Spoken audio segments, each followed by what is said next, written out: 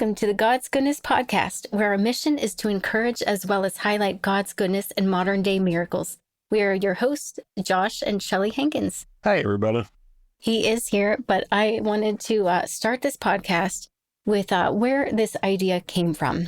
And I want to start with a little warning that this will not be the best podcast you've ever listened to, but I hope it meets you where you're at and may even bless you with insights that I've found. And maybe you've been wondering the same things or know someone this can bless. Now, I never had a verse of the year before, but this year is going along with Matthew 7:8.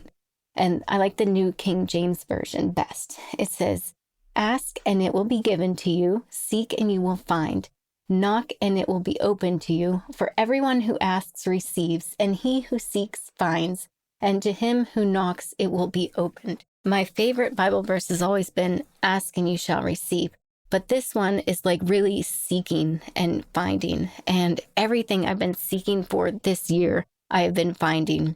And one of my goals this year, it all started with a desire to be in a better position in life next year. And I knew that it would take small, sustainable changes. But I didn't know what those would look like because I had no idea what direction to go. So I was open to finding out what I was looking for. And one of the blessings I have is the love of books. And there was this powerful one that I read a while ago, or listened to, and it was called The Power of Your Subconscious Mind by Joseph Murphy. And I'm going to be mentioning a lot of books in this podcast, and they've all been blessings to me.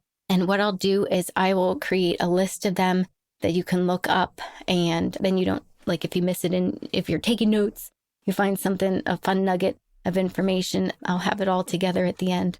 We should sell shirts that say fun nuggets. Fun nuggets. Oh, and the Godcast podcast from your dad. This is our Godcast podcast. Now, one of the things I was open to was, now that one book, The Power of Your Subconscious Mind, it was recommended by this one guy on TikTok. And I was looking for another one of his, but I didn't know how to look him up on TikTok. I was hoping that I would run across one of his videos and find another book suggestion. And within days, he had come across my TikTok feed. And he recommended this book by Napoleon Hill called Think and Grow Rich. I had never heard of it before. I don't think you ever heard of it before, did you? Mm-mm. Some people have heard of this before. I've never heard of books. And Napoleon Hill was actually contracted by Dale Carnegie. And for 20 years, Napoleon Hill interviewed a bunch of successful people, and he found out like what they did to become successful. And so I learned all these principles that they implemented. And one of the things was to create a specific direction, a goal, so you can aim at your target. And basically it said, plan your work your plan, like Mary Kay taught us back in the day. And it teaches you all these reasons and how you can be successful. And I also, at the same time, was led to this mind power training with John Kehoe. And he teaches you techniques like visualizing, acknowledging past successes so that you can create this level of like positive thoughts resonate at higher frequencies than negative thoughts. So he teaches you how to acknowledge those past successes, and then you'll resonate at a higher frequency, and then it'll lead to more successes. And another thing he taught was weeding out the negatives. And there's a lot more than that. But implementing those mind exercises daily, it led me to reaching goals. The first goal I had set out at the beginning of the year was to become a remote notary in Pennsylvania. I did that. The second one was graduating our freedom debt relief. We racked up some debt because for 27 months and 1 week, we had no income. I was a stay-at-home mom. You were in the oil and gas industry, Yep. which is feast or famine if you know anything about that. And he was laid off. And you want to tell a little bit about that? I wasn't the only one. We went from fracking over 100 wells in a year to policy set in place that caused us to frack 2 wells in a year. And they laid off over 500,000 people. And I was one of them. And it wasn't bad at first because we had a little bit of money saved aside and we had unemployment and things were pretty good. It actually was a very good opportunity for me to draw closer to God, which will be discussed in another podcast. And it really was beneficial to us. But at some point, all the extra savings and the unemployment, it ran out. And we went well over a year with zero discernible income that we could use and say that this was something that we did. We had no part in surviving for over a year. This was 100% from God, that we leaned into him, that we trusted that he would take care of us, and that he considered the birds in the air, and he considered the flowers, and he dressed them, and he fed them. And why wouldn't he do that for us? And it was a wonderful experience as we drew closer to God through that. And I'm very blessed to have experienced it. Mm-hmm. So that wrapped up the end of that chapter. And then the next thing I wanted to do for us was to do something different with our finances, because what I was doing, it wasn't getting us anywhere. And one of the things that, this year, everything I'm searching for, I'm seeking. And my friend Jen O'Donnell, she is life coach, leadership coach. If you need her, she's on LinkedIn. You can find her. She's amazing. But she recommended Seedtime Money a while back. And I didn't really look into it until I saw an inspiring interview with them on Focus on the Family. It was June 12th, if you want to look it up. And it was called Finding Financial Freedom Together as a Couple. And on their episode, they talked about their journey. They grew up in middle-class families. They were never taught what to do with their money. They had a lot of debt, and they decided they wanted to get out of debt. And they ended up paying off all their debt except their house. And then they had a plan to pay that off in 3 to 5 years, but they were led to give more. And they had an offering, they would give to others, in various ways. If somebody needed money, or if the Lord led them to help somebody, they were just giving away money, and they were able to pay off their mortgage in 9 months. And I was like, what are they doing differently that it worked? And so I looked up their courses, and I went through their courses. They have money back guarantees that if you implement these principles, they're guaranteed to work. Now, what they do is they combine a little bit of Dave Ramsey, whatever Dave Ramsey's called, and they take that snowball. When you pay off the debt, you use that snowball principle. They implement a little bit of Robert Kiyosaki's principles from Rich Dad, Poor Dad. Then they implement a little bit of Craig Hill's strategies. There's this one book I was led to also by Jen O'Donnell.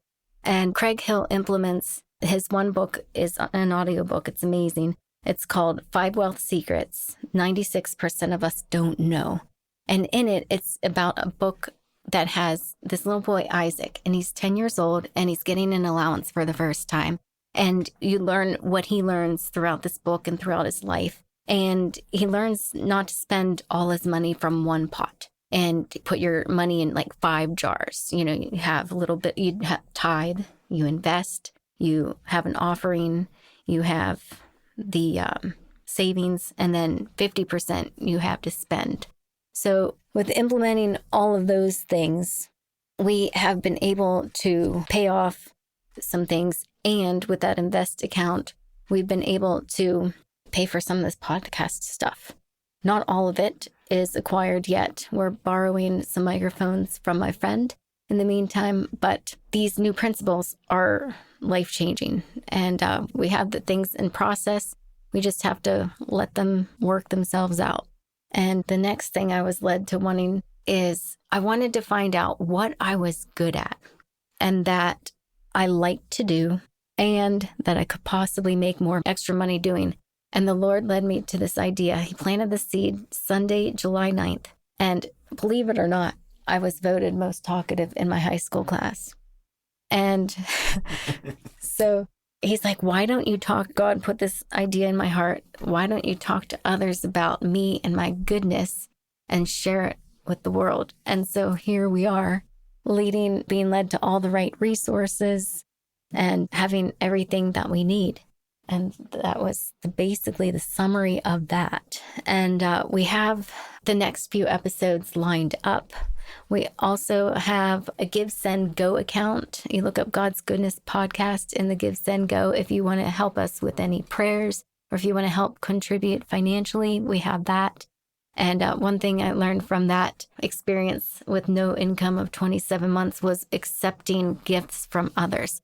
And I would be glad to accept your gift to help with this vision that God has in store for us. And hopefully we can just build the momentum and get better and better. Now, the next episode that I have lined up is, I know this went really quick, but the next episode is a little bit about our history. So we're going to talk about like where we came from. You know, Josh's background, it's a testimony in itself. My background, that's a testimony in itself. And then there's going to be some episodes about our experiences, the laying of hands. And I was healed from a chronic illness. And then my son was healed. So we just wanted to be able to share those with you. And then we'll have some actual interviews with others coming up so they can share their testimonies and get things moving.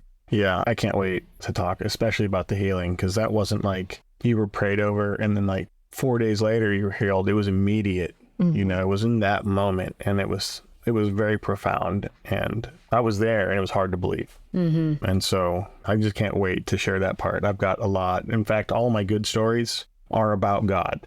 I don't have any wild stories as a kid. I don't have any wild stories in the military. Well, maybe like one or two. But most of my stories, all the meaty good stuff that I know, is from God's goodness. It's never-ending content with our church and the people that God puts in our lives. And every time I hear an amazing story, I'm like, oh, that's so good. I can't wait to have them share that with everybody. So thank you so much, everybody, for coming and joining us. And we hope to see you here. Well, we're not going to see you next time, but we hope you listen next time.